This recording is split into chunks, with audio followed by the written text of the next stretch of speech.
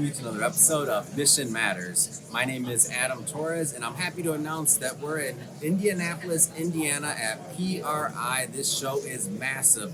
Largest motorsports show in the country. And today my guest is Keith Sweeney from 100 Group.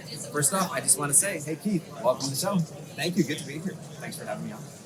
All right, Keith. So we've been out here all week, and we're covering this show. And one of my goals in missions is to make sure that my audience has a view inside the world of racing. Get a little bit to know about, of course, 100 Group. We're going to talk a little bit about PRI, how long you've been coming out. But just to get started, first off, how did you get started in the world of racing?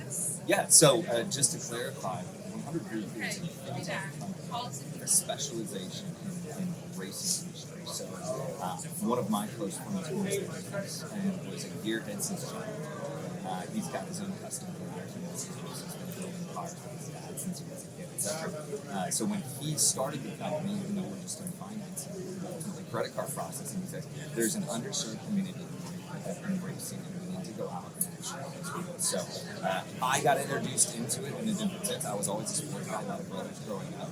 So lots of competition and things like that I'm used to. But it's really been the last 3 years that I've got to understand, and my mind has been opened up to the world of it. It's been really fun. It's educational. I'm still learning. Everybody gives you the, I'm sure you know, and here's your car, and talking about the gear and everything. And I'm like, you're going to have to tell me. I don't know. But it's been really fun, and people here are great. So it's fun to be here, and I learned more. So have you been to PRI before, or is this the first time? Yeah, so this is my third year here. I believe Richard, my owner, has been doing this since but year three in, and every year we get to grow, and it's fun because every year you come back, there's more people you know, right? It's more and more of a community feel. I don't feel like I'm a small fish in a massive ocean anymore. It's like, hey, there's actually a lot of folks here that recognize, remember the relationship.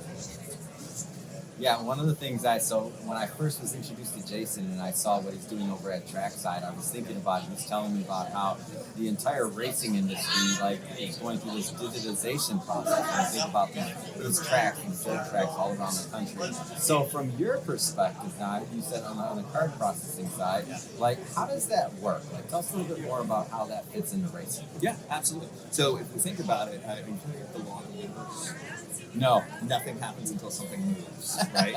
The first law of business is nothing happens until somebody starts something. Yeah. So even in the world of racing, right, these are all enthusiasts. They're not really here as much for business as they are for the sport. But at the end of the day, money makes things happen. Money makes this sport run. And ultimately, you've got to put fans in the stands in order to get people to dealerships, competition where you want it to be. And if you look at the legacy mentality that this industry has had, it's all the change. It's business. It's been pencil and paper and click your ticket and go enjoy and have fun and get rowdy and whatnot. But as the industry grows, they're realizing the need for optimization within the operations of any type of business that's related to getting these drivers into their cars and getting to the sales. So we step in ultimately to provide first-class payment experience where merchants, as we call them, or business owners, can collect funds very quickly and ultimately reproduce the needed items and needed experiences they have, ultimately making it easier for fans to come, get educated on what racing is, get to start enjoying the concept of it, and all that, just have fun with it. Yeah. Yeah, I'm in a similar situation from you. So my business, media, books, publishing. So what's interesting to me is I was thinking about when I talked to Jason initially, I'm like, wow, what if we did a book in motorsports? And what became interesting is I'm like, haven't really seen the type of what I publish done, but as I get into this community, I'm like, my eyes are wide open. I'm like, wow, I'm hearing these stories, number one, that are remarkable. Number two, I'm seeing how close-knit a lot of these racers, a lot of even different teams otherwise. It's almost like the idea of racing just unifies everybody to a certain extent.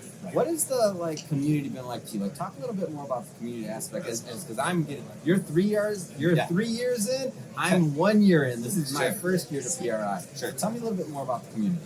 Well, I think it really starts, for us, again, being outside, it starts with the partners that we have. So 100 Group has been the first official preferred vendor for the NHL That's really where we started our kind of process of just talking about that in HR. And again, that moves over to other types of racing, NASCAR, and everybody's got kind of their niche, but NHRA, racing is where it started for us, and it's been building from there.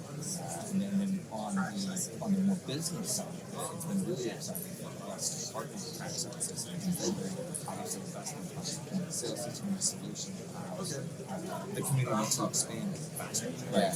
But at the end of the day, it's very good that you're bringing the experience to people, the money that needs to be the folks that are really promoting the industry. Yeah. So a lot of business owners, a lot of entrepreneurs, a lot of executives watch this show, and maybe some of them haven't thought about the race car industry as a potential client. So like myself, like this is new to me. What would you say to other entrepreneurs out there that maybe haven't delved into this and thought about does their product or service match for what the race car industry needs? Yeah, absolutely. You know, when you talk about racing, you really got to think about it in the sense of they're manufacturers and distributors for all kinds of machinery. Just our organization works heavily with glass and tin companies, and we find we're trying to introduce them specifically in the film business because they have all these films and these wraps that they do to the general public cars, and we're like, there's an entire community of vehicles that are really very business that need these type of products. They're writing guys, and they don't know. They're like, they just need just the part.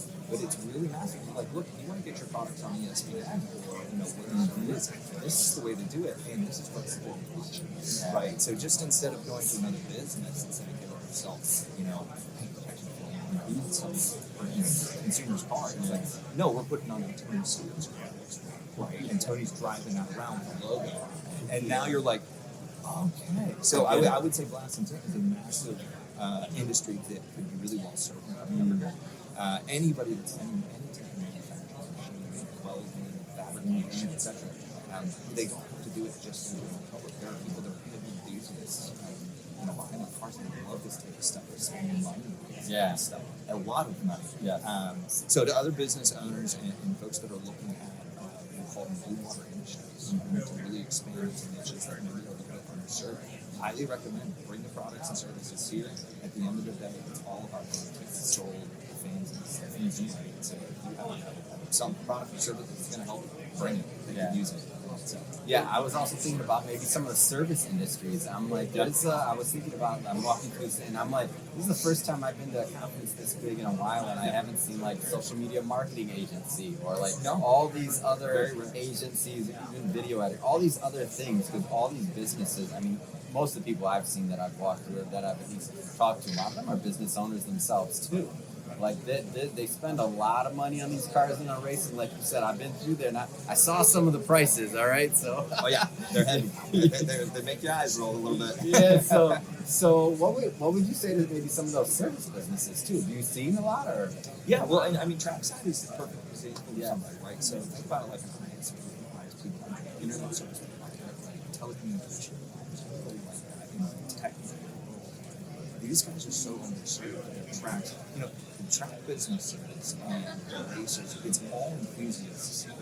Trackside is a perfect example of saying we just wanted to build an in-house system for our own driving service, right? We just want to operate a little bit faster because we love the sport. So to service providers all over the place, especially in tech, especially in social media, for racers, we say this all the time. We want to keep the racers doing their best. Like, they want to race. They want to do it. They may not be, the people thinking about their social media, what is their digital footprint, if there's some sort of track or entity that's housing these racers, what are the things that are going to put them at the innovation area that's ultimately going to bring more attention to their location? So the service providing industry is massive. You could, pick your industry. It can fit here. It really can. So. I could probably go for another 10 minutes just on that, but I think that there's a lot of opportunity that's being missed out. So 100 Group, we've been talking a lot about racing. Does it serve other industries, other niches? It does, yeah. We have a few key. Again, credit card processing is so broad. You could service anybody that's on it. But at the end of the day, you really want to look for areas that can be really can speak to the kind of know people that involved in the community, because in a truly just processing, Yeah. it's just such a big industry. They often forget that you need to build relationships. That's ultimately what sells a product. Very commoditized. Yeah. But if you can tailor that product and customize it to this industry specifically, they love you. They tell you, they talk about you to their friends. You get calls from their neighbors that say, "I need your help with this." Yeah. Great. We'd love to be a part of this too. Our industry specifically, it comes down to rates and service. And if you've got the relationships in place, people just need that level of service, and we like they typically save a little on their bottom line. It gets a little more in their pocket to go buy that next gear that they want to go spend that arm and leg for. So, Yeah. So, that being said, what are some of your future plans in racing? I know, I'm just Specifically, I'm getting in a car. no. Are you going to? They keep telling me this. I'm putting you on the spot because we're both outsiders, Sure, so I say it from that sense. You can put me in a car. I'm not saying I'm going to be very good at driving. But no, so again, we just signed a partnership with Torres, and with that partnership, my team and I are going to be actually going to a lot of these races now to support them. They're sponsoring. Congratulations. So we're excited about actually just getting on site, right, and just being a part of the action. We've been the behind the scenes guys. We've been the one dealing with the paper, the systems and software. It's time to get out there and have fun, right? And so I'm looking forward to it. I'm still learning again about this. Yeah, same. All the different types of racing, top field versus